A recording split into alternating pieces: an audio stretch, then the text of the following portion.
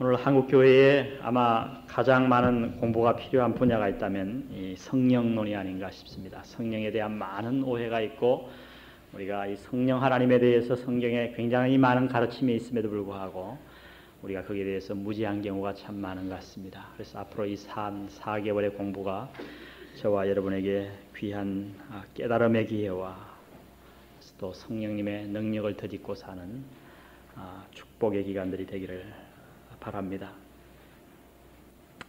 저는 지금 이렇게 자라서도 잊지 못하는 체험이 있습니다. 그것은 다름 아닌 저희 집에 냉장고가 처음 들어오던 날입니다.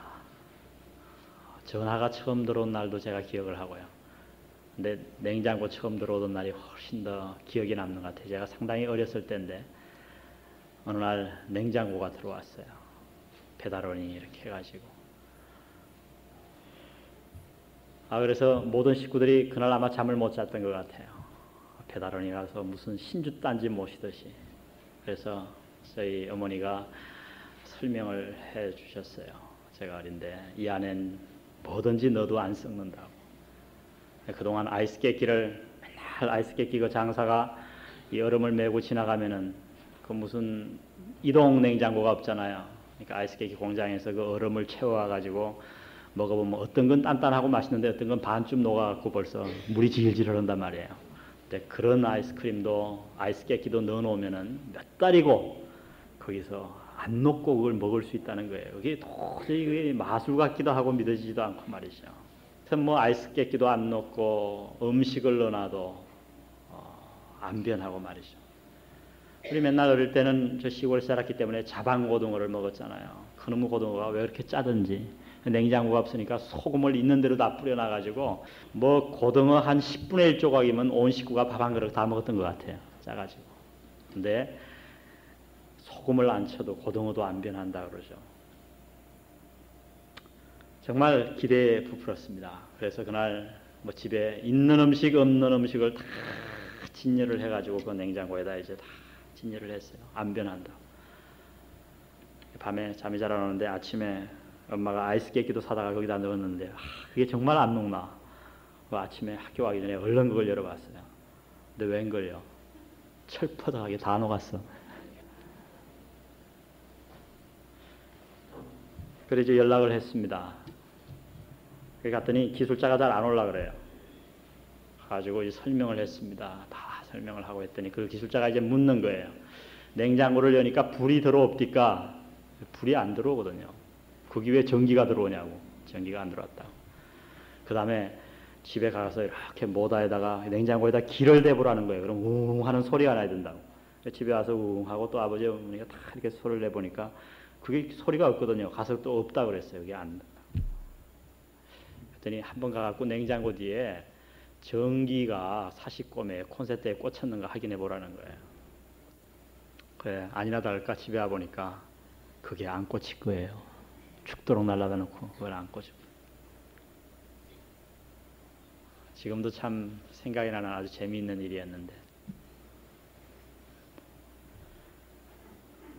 우리 그리스도의 삶이 참 우스운 얘기 같지만은 우리가 만약에 성령님을 의지하지 않고 신앙생활을 해나가는 그 삶을 우리가 아마 비유로 든다면 이 전기 선에 연결되지 않은 냉장고와 같다고 하겠습니다. 여러분 오늘날에는 냉장고가 얼마나 좋은 게 많이 나옵니까? 이제는 별별 냉장고가 다 있어서 밖에 온도도 다 기록되어 있고요. 얼음도 탁 컵을 갖다 대면 얼음이 나오고 물이 나오고 아무리 좋은 냉장고가 있고 아무리 성능이 좋다고 해도 그것이 전기에 연결되지 않으면 그 냉장고는 하나 소용이 없는 거예요. 우리가 성경 말씀에 의하면 우리 그리스도인이 어떻게 이 세상에서 힘있는 삶을 살 수 있는가? 어떻게 우리가 아이고 오늘도 수요 예배인데 가야 되나 말아야 되나 이러지 않고 아침부터 이 수요 예배를 기다리면서 기쁨으로 쏜살같이 이렇게 능력 있게 승리하는 신앙생활을 할 수 있겠는가? 그 비결은 다름 아닌 우리가 성령님의 접붙임되어서 성령님의 의존되어서 살아야 한다고 성경은 가르치고 있습니다. 우리가 성령님을 의지하기 위해서는 성령 하나님이 도대체 어떤 분인가를 우리가 좀 더 알아야 할 필요가 있습니다. 그분이 과연 신분적으로는 어떤 분이고 그분이 우리 삶에서 어떤 일을 행하시며 또 우리를 어떻게 인도하시고 우리가 어떻게 하면 그 성령님의 능력을, 무한한 능력을 우리의 것으로 가질 수 있겠는가. 주님이 하루는 사마리아 성 곁을 지나다가 수가라는 동네의 우물 곁에 앉으셨습니다. 거기에서 한 여인과 대화하시다가 이런 말씀을 하셨어요. 이 물을 먹는 자마다 다시 목마르려니와 내가 주는 물을 먹는 자는 영원히 목마르지 아니함이라. 요한복음 그 다음 몇 장 건너가 보면 내가 주는 물을 먹는 자는 그 배에서 생수의 강이 넘쳐 흐르겠다고 약속하셨어요. 그리고 그 다음 몇 절에 가보면 뭐라고 그랬어요? 이 생수는 다름 아닌 저희가 받을 성령을 가리켜 하신 말씀이니라. 우리가 성령 하나님을 올바로 알고 성령 하나님을 올바로 순종하고 올바로 따라갈 때에 우리의 배에서 말이죠, 목마르지 않는 생수가 늘 넘쳐난다고 주님이 약속하셨어요. 그런데 어때요? 우리 삶은 그렇지 않아요. 오늘 아무쪼록 이 몇 개월간 성령님에 관한 연구가 단순한 우리 머리의 교리적인 공부가 되지 아니하고 우리 삶 속에서 생수의 강이 터져나오는 그런 위대한 역사가 있는 연구가 되기를 주님의 이름으로 축원드립니다. 이 일을 위해서 여러분 기도해 주시고 기대감에 부풀어서 이 자리에 나오시기를 바랍니다. 오늘은 먼저 첫째 시간으로 약속되신 보혜사 성령님이라는 제목으로 공부를 하겠고요. 우리 다음 주일에는 성령의 침례에 대해서, 성령 침례, 말은 많이 들었는데 성령 세례라 하기도 하고 성령 침례라고 하는데 그것이 과연 무엇인가 우리 다음 주 수요일에 공부할 것입니다. 오늘 약속되신 보혜사 성령님, 그러면 성령님은 과연 누구신가? 우리 성령님의 신분에 관해서 우리가 다 아는 분도 많겠지만은 좀 더 정확하게 살펴보기를 원합니다. 먼저 세 가지를 우리가 살펴볼 텐데 성령님의 신분은 첫 번째로 그는 거룩한 인격을 가지신 분입니다. 거룩한 인격을 가지신 분이에요. 왜 이 말이 중요하냐면 오늘날 성령 하나님 그러면 성령님 그러면 늘 어떤 인격을 연상하기보다는 무엇을 연상하냐 보면 능력을 연상해요. 부흥회 때 탁 손을 대니까 넘어지는, 어느 부흥 목사님이 안수를 하니까 기도원 원장님이 안수를 하니까 암이 나았다고 하는 어떤 이 능력을 자꾸만 연상을 한단 말이에요. 바로 그런 잘못을 우리가 깨닫게 하기 위해서 제가 이 말씀을 드립니다. 성령님은 어떤 능력이나 물질이 아니에요. 보이지 않는 능력이 아니에요. 그분은 분명한 인격체입니다. 인격체. 먼저 인격의 요소를 가지고 있다고 하는 것을 성경 여러 곳에서 말씀하고 있는데 우리 고린도전서 2장 10절 다 아는 말씀 둘 중에 하나만 찾아보겠습니다. 고린도전서 2장 10절. 우리가 보통 인격을 얘기할 때 세 가지 요소를 갖추면 인격을 구비했다고 얘기합니다. 그것은 우리가 잘 아는 지정의입니다. 지정의. 그래서 성령님은 하나의 능력이 아니고 물질이 아니고 인격을 가지신 분이기 때문에 성령님은 친히 아십니다. 고린도전서 2장 10절 읽습니다. 2장 10절.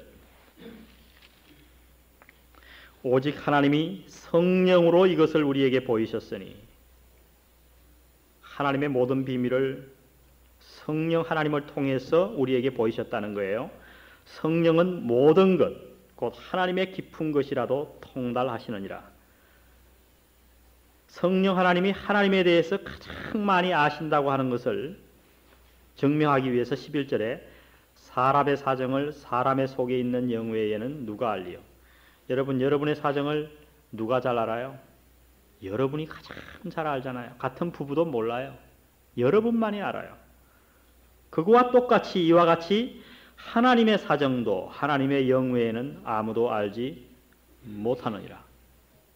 우리가 세상의 영을 받지 아니하고 오직 하나님께로 온 영, 성령을 받았으니 이런 우리로 하여금 하나님께서 우리에게 은혜로 주신 것들을 알게 하려 하심이라. 하나님이 성령 하나님을 왜 주셨느냐? 우리에게 왜 보내셨느냐?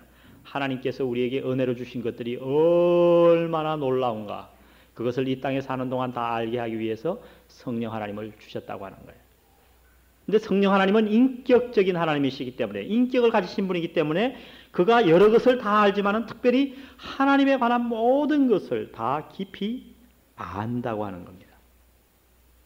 성령 하나님은 아는 지혜를 갖고 있는 분이에요. 에베소서 4장 30절 한번 찾아보세요. 에베소서 4장 30절. 이 수요일날 열심히 나오면 딴 건 몰라도 성경 하나는 잘 찾게 될 거예요. 여기저기. 에베소서 4장 30절. 우리 다 같이 한번 읽어보겠습니다.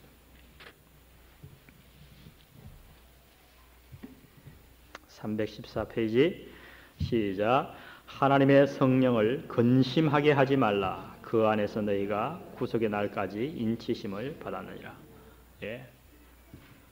성령님은 근심합니다. 우리가 걱정하고 슬퍼하듯이 여기에는 이 근심한다 그랬지만 사실 이 슬퍼한다는 의미가 더 많아요. 원어적으로 보면 성령 하나님을 슬프게 하지 말라. 감정을 가지신 분이에요. 우리와 같이. 그 다음 고린도전서 12장 11절. 의지를 가지신 분이에요.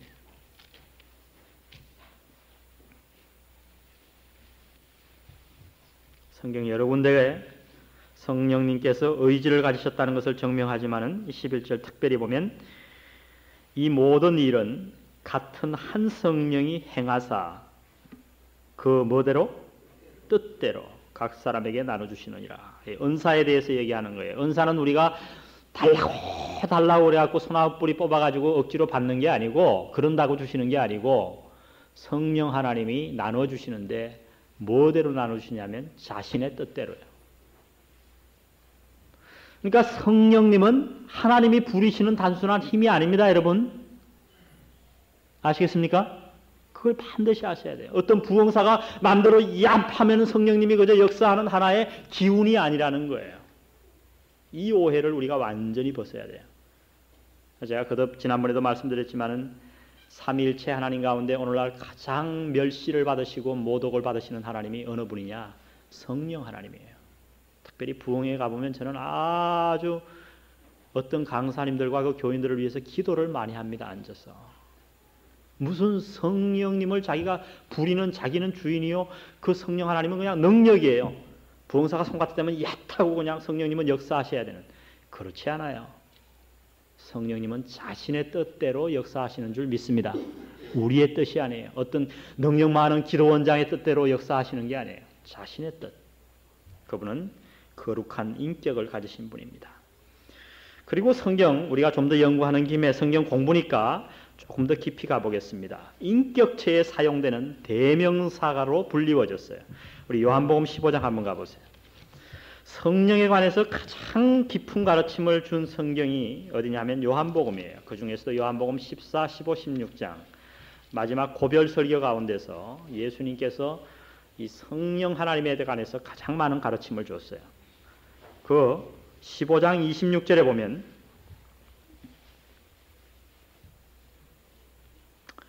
내가 아버지께로서 너희에게 보낼 보혜사 곧 아버지께로서 나오시는 진리의 성령이 오실 때에 누가? 그가 나를 증거하실 것이요. 만약 성령 하나님이 물체라 그러면 뭐라고 돼 있을까요? 어떤 능력이라 그러면 인격이 없는 뭐라고 번역이 돼야 돼요? 그가 대신에 그것이 그렇죠. 그것이 그렇게 돼야죠. 이것이 우리나라 말도 구분이 되지만은요. 이 헬라어에서는 너무 분명해요. 사람일 때는 반드시 이 대명사를 써야 되고 능력이 없는 것일 때는 이 대명사를 써야 되고 그런 게 있어요. 그것이 성경에서 얼마나 중요한가 몰라요. 예를 들면 마태복음 16장에서 예수님이 물었습니다. 제자를 보고 사람들이 나를 누구라 하더냐. 그러니까 들으는 선지자 들으는 엘리야라 그럽디다. 그때 예수님께서 너희는 나를 누구라 하느냐. 그때 베드로가 주는 그리스도시요 살아계신 하나님의 아들이시니다 그랬어요. 그때 예수님께서 바요나 시모나 내가 복이 있도다. 요나의 아들 시모나 내가 복이 있도다. 이를 내게 알게 하시는 이는 육신이 아니요 하나님이시다. 성령님이시다. 내가 이 반석 위에 내 교회를 세우리니. 거기서 반석이 누구냐는 거예요. 반석이. 그러니까 이 천주교는 내가 이 반석 위에 내 교회를 세우리니 하는 너는 베드로라 그랬거든요. 이 베드로라는 뜻은 반석이란 말이에요. 너는 베드로라 내가 이 반석 위에 교회를 세우리니. 천주교는 그걸 뭐라고 해석했냐면 예수님이 베드로 위에다가 교회를 세운다고 생각을 했어요. 그래서 지금 계신 교황은 뭐예요? 누구? 베드로예요. 베드로부터 쭉 그 권이 이어져서 내려오는 거예요. 그래서 내가 보통 신부로 있다가 교황이 딱 되면 그날부터 나는 뭐가 되는지 알아요? 죄가 없어져요. 천국 열쇠를 내가 갖게 되는 거예요. 그 모든 교리가 다 어디서 나왔냐면 그 성경 구절에서 나왔어요. 너는 베드로라 내가 이 반석 위에 교회를 세우리니. 그런데 그걸 연결하는 관계대명사를 보면요. 인격체를 쓰지 않았어요. 인격체를. 뭘 썼냐 하면 물질대명사를 썼어요. 그러니까 예수님께서 베드로 위에다가 교회를 세운다는 말씀이 아니라 물질대명사니까 베드로가 믿은 그 믿음. 너는 베드로다. 그러나 내가 이 반석 위에 교회를 세우리니. 만약에 이 반석이라고 하는 단어가 베드로를 지칭했으면은 인격 대명사를 사람 대명사를 써야 돼요. 물질 대명사를 써야 돼요. 사람 대명사를 써야죠. 그러나 여기서 예수님은 너무도 정확하게 물질 대명사를 썼단 말이에요. 그러니까 뭔 말씀이에요? 베드로야, 너는 베드로다 반석이다. 그러나 내가 이 반석 위에 네가 믿은 주는 그리스도시여 살아계신 하나님의 아들이시니다 하는 그 고백의 믿음 위에 내 교회를 세우리니. 그래서 누가 교회가 되는 거예요? 주는 그리스도시여 살아계신 하나님의 아들입니다 하는 그 고백을 하는 사람들이 모인 사람들이 교회 아니에요? 그걸 잘못 해석해가지고 그렇게 중요해요. 단어 하나가 성경 해석을 할 때 교파가 갈라지고 이단이 나오고. 근데 오늘 여기 제가 왜 이렇게 길게 말씀드리냐 하면 여기에서 사용한 그가 하는 것은 이건 반드시 사람에게만 쓰는 대명사라 말이죠. 인격체에게만 쓰는. 사람이라 그러니까 이상하네. 인격체. 물질이 아니다. 그가 오면 나에게 대해 증거하시리라. 깨달아지십니까? 16장 13절. 이렇게까지 자세히 설명했는데 나중에 딴소리 하면 어떡할까요? 16장 13절 다 같이 한번 읽어봅시다. 시작. 그러하나 진리의 성령이 오시면 누가? 그가 너희를 모든 진리 가운데로 인도하시리니. 또 누가요? 그가 자의로 말하지 않고 오직 듣는 것을 말하시며 장래일을 너희에게 알리시리라. 그가 인격체에 사용됐어. 그 다음 사도행전 13장 2절에 가보세요. 성령 하나님께서 친히 또 증거하셨습니다. 사도행전 13장 2절.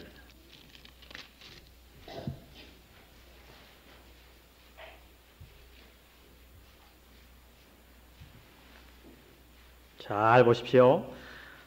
왜 이 구절이 중요한가를 알 수 있습니다. 성령님에 관해서.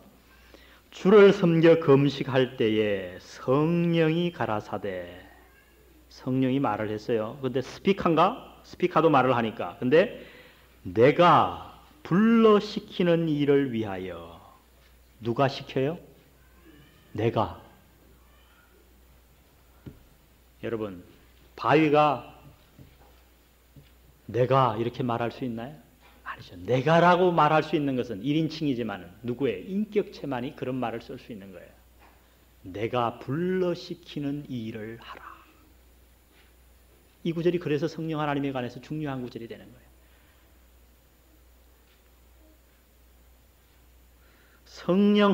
성령님은 다시 말씀드립니다. 한 분의 능력이 아니에요. 우리가 마음대로 사용하는 능력이 아니고 그분은 거룩한 인격을 가지신 하나님이시다. 그 가운데 세 번째로 보면 삼위일체 가운데 한 분으로서 하나님과 동덤하심을 여기십니다. 마태복음 28장 19, 20절. 우리가 다 외우는 말씀이죠. 이 말씀과 성령 하나님이 도대체 삼위일체 하나님이 동등하다는 게 어떤 연관이 있는가? 여러분, 이 자꾸 성경을 제가 피게 하는 이유는 여러분의 성경을 보는 눈을 띄워주게 하기 위함이에요. 도대체 우리가 늘 외우는 이 구절에서 어떻게 성부, 성자, 성령 하나님이 동등하다는 것을 증명할 수 있을까? 28장 19, 20절 다 외우죠? 우리 한번 외워볼까요? 외우시는 분들은 시작. 그러므로 너희는 가서 모든 족속으로 제자를 삼아 아버지와 아들과 성령의 이름으로 침례를 주고. 됐습니다. 이 19절 가운데서 성부와 성자와 성령 하나님이 동등하다고 하는 것을 어떻게 증명할 수 있을까요? 뭐 때문에? 힌트를 드리면 거기에 나오는 이름이 단수예요, 복수예요? 예? 단수예요, 단수. 이름들이 아니잖아요. 아버지와 아들과 성령의 이름들로 정확하게 번역한다면, 여기 만약 복수라면 그렇게 돼야 되는데, 거기에 분명히 성부 하나님이 나오셨고요. 아버지, 그죠? 그 다음에 성자 하나님이 나오셨고요. 그 다음에 성령 하나님이 나오셨는데, 세 사람이 나왔는데, 이름은 몇 개를 쓴 거예요? 하나를 썼어요, 단수로. 이것도 헬라어에 보면 너무 정확해요. 하나의 이름을 썼어요. 자, 이제 묻습니다. 아버지와 아들과 손자가 있어요. 어떤 사람이 와서 그 손자에게 묻기를, 그래, 니네 아버님 존하면 어떻게 되냐? 얘기를 합니다. 무슨 자, 무슨 자, 무슨 자입니다. 할아버지는 무슨 자, 무슨 자. 네 이름은? 그럼 셋 다 이름이 달라야죠. 그래, 이름이 세 개구나. 당연히 세 사람이니까 세 개죠. 그죠? 근데 할아버지 이름, 아버지 이름, 지 이름, 근데 다 똑같다는 거예요. 이거 말이 안 되잖아요, 세상에서. 그런데 여기에 그 말이 안 되게 그 단어를 썼단 말이에요. 아버지와 아들과 성령의 하나의 이름이에요. 무슨 말씀이에요? 아버지와 아들과 성부 하나님과 성자 하나님과 성령 하나님은 동등한 삼위일체라는 말씀이에요. 사도행전 5장 3, 4절 풀어보세요. 이것도 아주 중요한 구절입니다. 우리가 잘 아는 아나니아라고 하는 사람이 그 안에 삽비라로 더불어서 참 좋은 일 했어요. 뭘 했냐면 헌금했어요. 11조 한 것도 아니고 집을 팔아갖고 그 집값의 반을 하나님 앞에 바쳤단 말이죠. 요새 집값이 부산에 한 얼마 합니까? 그래도 한 2억은 안 합니까? 보통 집 가지고 있으면 저 가야 뒷동네 그런 데는 몰라도 좀 괜찮은 집은 한 2억 하잖아요. 그러니까 2억 팔아가지고 1억을 헌금을 했으니 여러분 이런 교인이 어디 있어요? 이런 교인만 있으면 뭐 걱정할 게 없잖아요.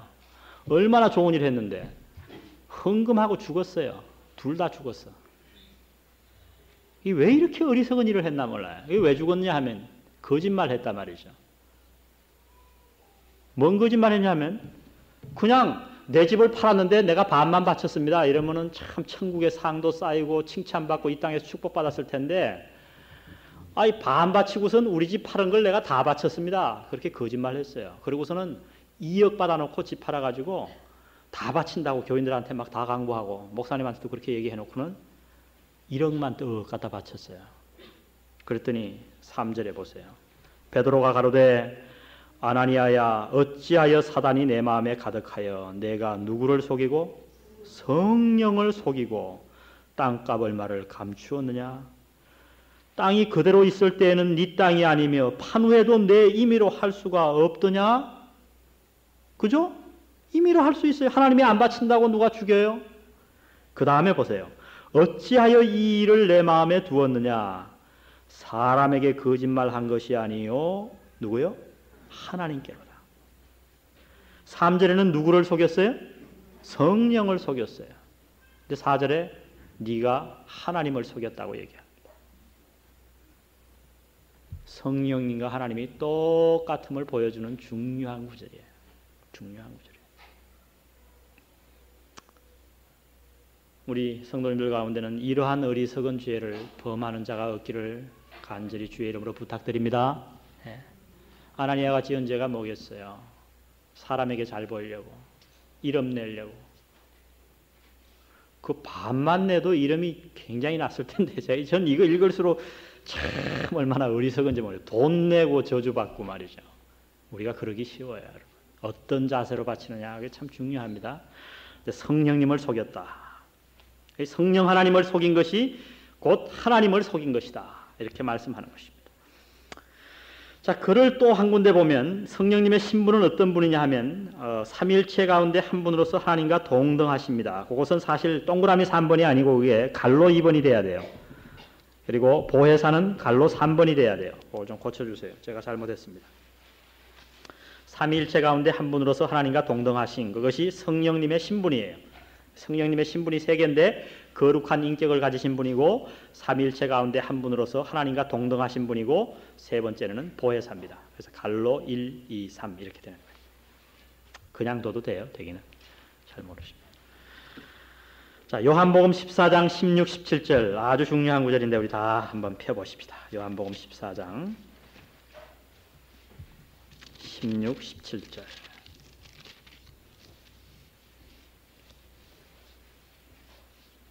이거는 성령님에 관한 중요한 구절이기 때문에 오늘의 요절입니다. 요절과 같은 거예요.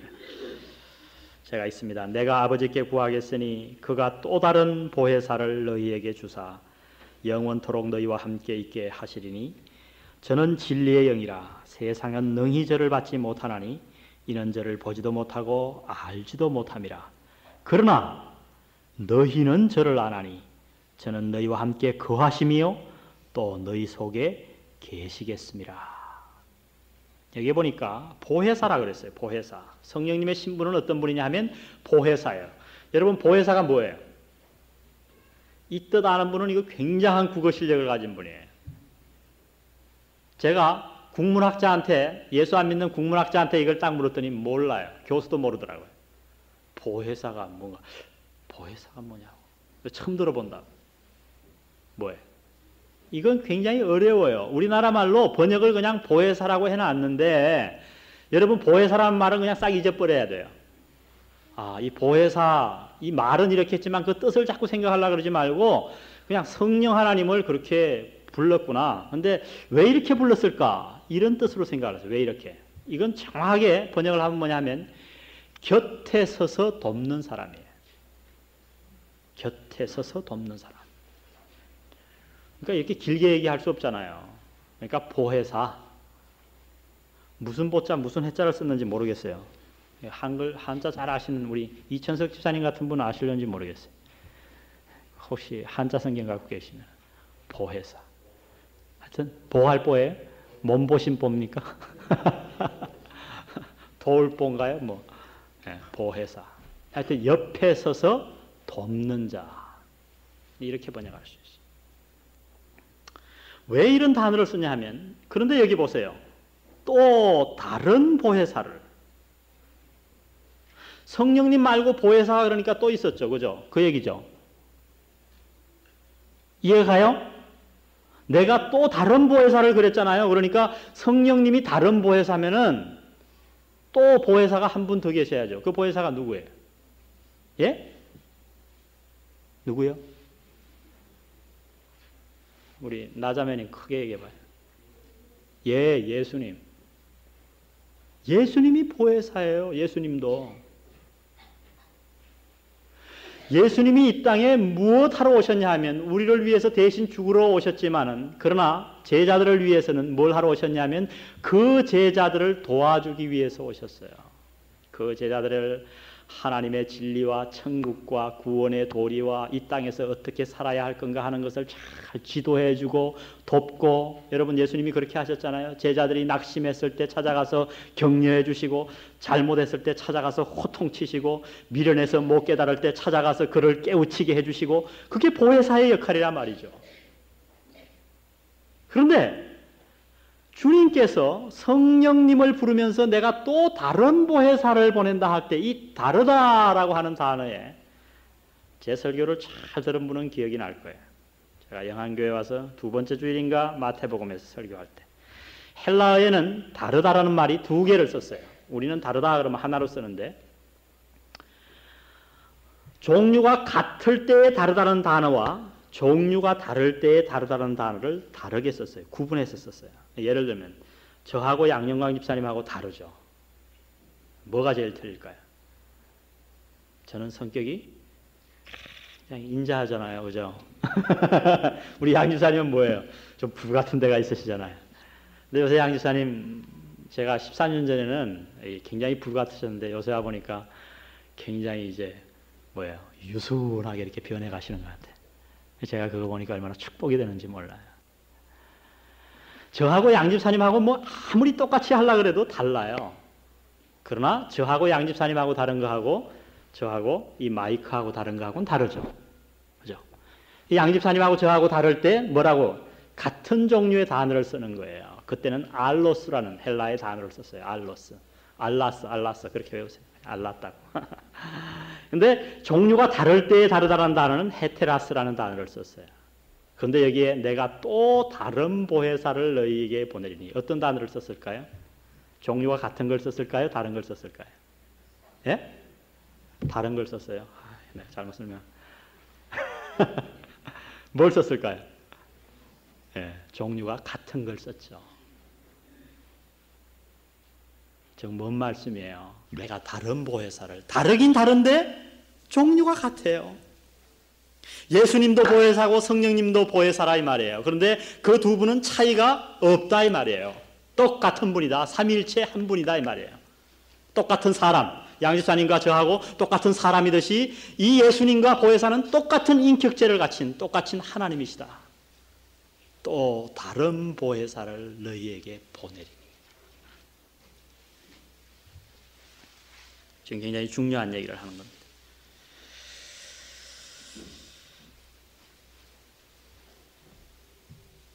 자, 돕는 분이다 이거예요. 예수님께서는 우리를 돕는 분이에요. 자, 한번 제가 질문을 해보겠습니다. 이 1층에 가면은 제 방이 있어요. 목사실입니다. 근데 우리 교회 목사실이 2개 있다고 칩시다. 한 방에는 제가 앉아 있고 그 옆방에는 예수님이 육신을 입으시고 그 방에 앉아 계세요.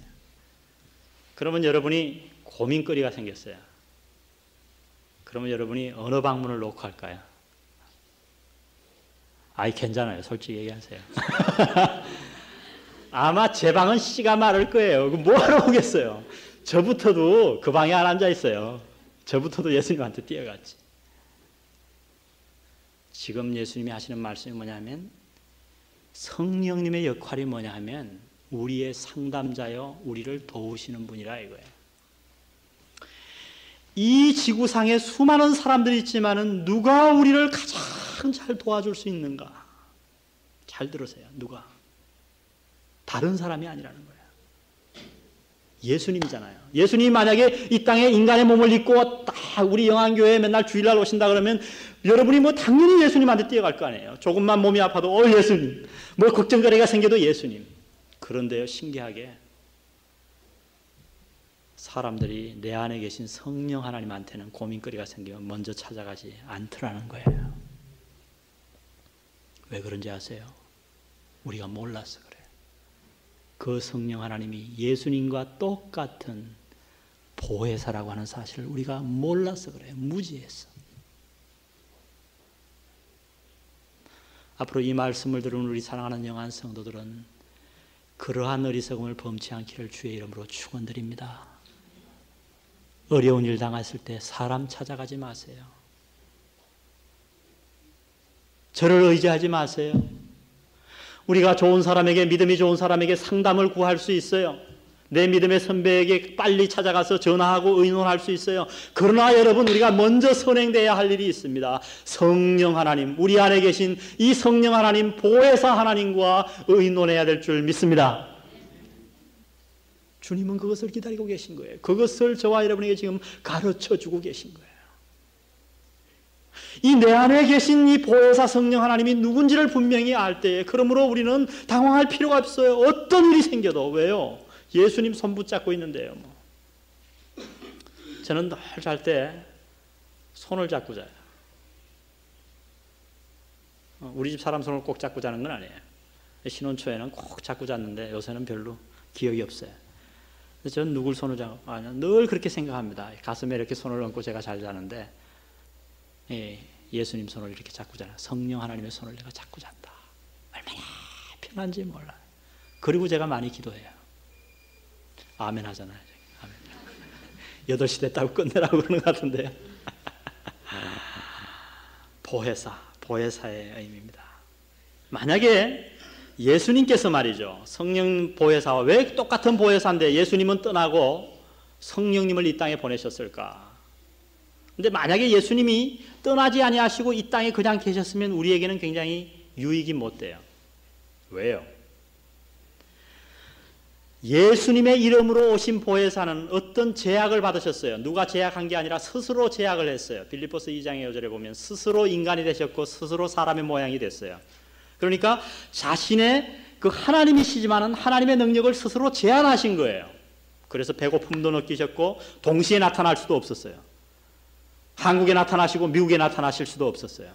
즉 우리 인간의 몸에 하나님이 스스로 찾아오셔서 자기를 제한하신 게 예수님의 보혜사예요. 예수님의 이름으로 오신 보혜사. 그러니까 예수님이 떠나면서 그랬어요. 내가 가는 것이 너희에게 이롭다. 왜 그런지 아세요? 예수님은 제한받으신 분이니까.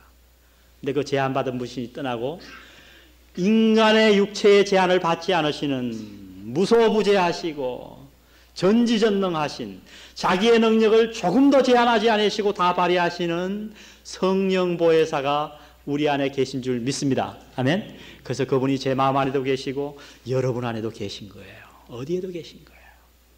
보혜사. 자, 성령님의 신분 세 가지. 그분은 거룩한 인격을 가지신 분입니다. 두 번째는 삼위일체 가운데 한 분으로서 하나님과 뭐요? 동등하십니다. 세 번째 그분은 보혜사입니다. 보혜사. 이것을 잘 기억해 주시면 고맙겠습니다. 자, 성령님의 목적은 뭐냐? 요한복음 16장 13절을 읽어보겠습니다. 우리 한 5분만 더 하겠습니다. 16장 13절.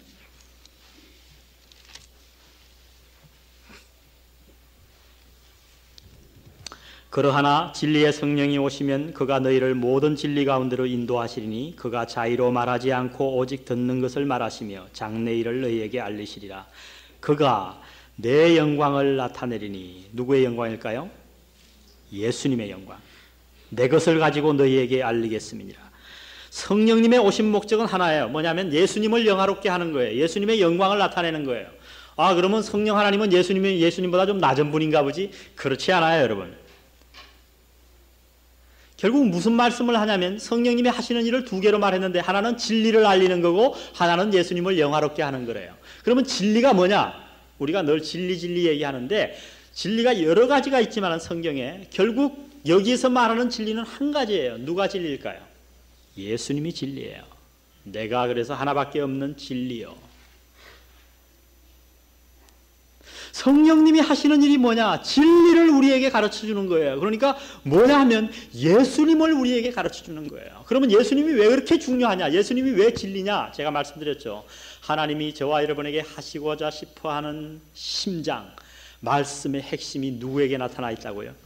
예수님에게 나타나 있잖아요. 예수님의 그 십자가, 부활, 예수님의 생애를 보면 하나님이 우리에게 무엇을 말씀하고 싶어 하는가, 진리가 뭔가가 거기 다 포함되어 있다는 말이에요. 그럼 성령님이 하는 일은 뭐냐? 그 예수님에게 나타난 진리를 우리에게 가르쳐 주는 거고 깨닫게 하는 거고. 아, 십자가 소리만 들어도 내 마음이 뭉클해요. 부활 소리만 들어도 너무너무 소망이 막 다가와요. 그리고 예수님의 이름이 막 높아져요. 그게 성령 하나님이 하는 일이에요. 보통 성령 받았다 그러면서 예수님은 저 신짝으로 다 갖다 버리고 맨날 병 고치고 맨날 예언하고 딱 보니까 내가 보니까 내년 3월에 시집 가겠네. 맨날 이런 소리 나고 제 마음이 얼마나 아픈지 몰라요. 성령 하나님이 이 땅에 오신 목적이 그것이 아닌 줄 믿습니다. 어떤 분이 성령 충만한 분이냐? 예수 옛자만 들어도 마음이 설레이는 분인 줄 믿습니다. 십자가의 형체만 봐도 생각만 해도 너무 감사가 넘치는 분. 성령님이 충만한 분입니다. 자, 성령님이 베푸시는 유익들 세 가지. 16장 7절 보세요. 16장 7절 제가 읽지 않겠습니다. 쭉 나와 있지만은 세 가지를 해주십니다. 16장 13절 제가 9절을 다 적어놨어요. 먼저 인도하십니다. 인도하세요. 아마 여러분 주위에 다 좋은 친구들이 있을 줄 압니다. 때로 여러분이 참 고민스러울 때에 여러분을 완벽하게 인도해 줄 사람이 있다면 얼마나 좋겠어요. 아, 저 사람 조언만 들으면 나는 성공해. 이런 분이 있다면. 그러나 여러분, 성령님이 우리에게 무엇을 베푸시냐면 우리를 인도해 주십니다. 늘 인도해 주세요. 그 다음에 두 번째는 기억나게 합니다. 뭘 기억나게 하냐면 과거에 우리 마누라가 나한테 잘못한 거, 우리 아버지 엄마가 잘못한 거, 그런 거 기억나게 하는 게 아니고 성경 공부하고 설교한 거. 제가 신학교 다닐 때 굉장히 공부했어요. 하루 종일 공부하고 숙제도 많은데 하루는 고민이 되더라고요. 아, 주님, 제가 이렇게 공부한 거 시험을 그렇게 보고 외웠는데 2주일만 지나면 다 까먹는 거예요. 그래서 이렇게 공부해서 이게 기억이 안 나면 어떡하나 하고 고민하고 있는데 하루는 우리 학장님이 이런 말씀을 해주셨어요. 얼마나 지금도 위로가 되는지 몰라요. 여러분이 주의 사역을 위해서 신문 한 조각 읽은 것도 하나님은 잊혀버리지 않습니다. 여러분이 주님을 사랑하는 마음으로 성경 한 구절 슬쩍 읽은 것도 여러분은 기억이 안 나더라도 하나님은 여러분의 머리의 컴퓨터 속에 그 말씀을 넣어주십니다. 걱정 말라는 거예요. 하나님이 사용하기 원할 때 그것을 끄집어낸다는 거죠. 그 일을 누가 하신다는 거예요? 성령 하나님이. 기억나게 하세요. 아이고, 수요 예배 와서 뭐 들어봐야 다 잊어버리고 지난 4개월 동안 하나님에 대해서 배웠는데 제목도 하나도 생각 안 나고, 여러분 걱정 마세요. 성령 하나님이 필요하실 때 기억나게 해줄 줄 믿습니다. 예, 저는 그런 거 굉장히 느껴요. 어떨 때는 설교 준비에 전혀 원고에 안 넣었어요. 근데 막 설교하다 보면 제 설교가 딴 데로 막 가는 거예요. 제가 입으로 얘기하면서도 어떨 때는 그럽니다. 내가 지금 왜 이 얘기를 하고 있나? 그런데 나중에 설교 테이프를 들어보면요, 제가 준비한 설교 원고보다 훨씬 더 적절한 성경 구절이요, 적절한 말을 제가 한 것을 느껴요.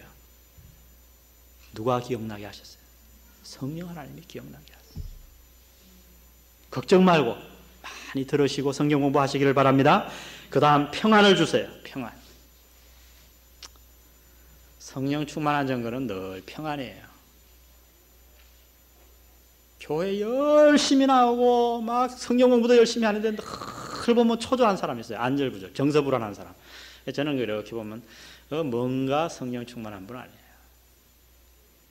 성령님이 우리 안에 계시면요, 내가 성령님께 순종하면 우리에게 평안이 있을 줄 믿습니다. 느긋하게. 그래서 설교 시간에 잠도 좀 자고 그래야 돼요, 여러분. 너무 안 자고 눈 동그랗게 뜨면 그 불안한 겁니다. 우리 마음에 평안이 있어야 돼요. 어떤 풍랑이 와도 내 마음 깊은 곳에서는 평안이 있어요. 자, 적용과 묵상 보겠습니다. 1번만 제가 읽습니다. 성령님의 도움을 떠나서는 그리스도인의 삶을 승리로 이끌 수가 없다. 우리가 배웠죠? 오직 실패만 계속될 뿐이다.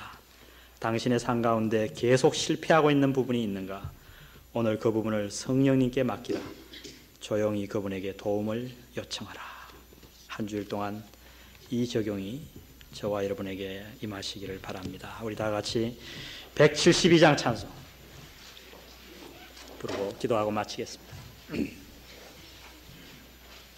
빈들의 마른 풀같이 시들은 나의 영혼, 우리 주여 내 안에 계신 성령님 충만하게 해옵소서 하는 기도의 제목으로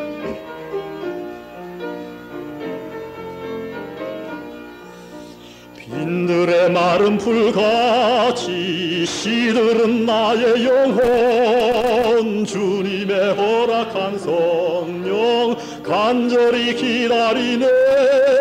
가물어 메마른 땅에 단비를 내리시듯 성령의 단비를 부어 새 생명 주옵소서. 반가운 빗소리 들려 산천이 춤을 추네. 봄비로 내리는 성령 내게도 주옵소서. 가물어 메마른 땅에 단비를 내리시듯 성령의 단비를 부어 새 생명 주옵소서. 절 따라 우로를 내려 초목이 무성하니 갈급한 내 심령 위 성령을 부소서.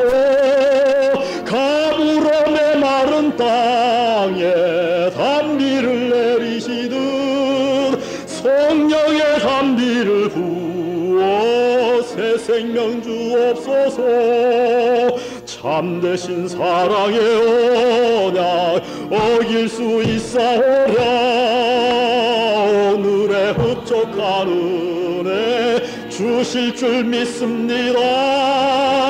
가물어 메마른 땅에 단비를 내리시듯 성령의 단비를 부어 새 생명 가물어 메마른 땅에 단비를 내리시듯 성령의 단비를 부어 새 생명 주옵소서. 기도하십시다. 주여, 보혜사 성령께서 예수님께서 다른 모습으로 우리 마음속에 좌정하고 계시건만 우리의 마음이 메말라 있었습니다. 우리가 세상 바라보고 딴 곳에 눈을 팔고 예수님을 바라보지 않으므로 우리 마음이 고민에 빠져 있음을 주여 자복하옵나이다. 이 시간 우리가 찬양드린 이 찬양이 입술의 찬양이 아니고 우리의 영혼이 찬양이 되어서 가물은 땅들이 단비를 기다리듯이 성령의 충만함을 간절히 사모하는 우리 영혼 되게 도와 주옵소서. 주님, 우리가 오늘부터 이제 약 4개월 동안 성령 하나님에 대한 연구를 하기를 원합니다. 이 연구할 때에 우리 안에 성령 충만함이 나타날 수 있도록 주여 우리를 축복해 주옵소서. 돌아가는 발걸음 주께서 지켜주옵시고 며칠 동안의 삶도 성령 하나님과 동행하는 아름다운 삶 되게 주여 축복해 주옵소서. 예수님의 귀하신 이름으로 기도드렸습니다.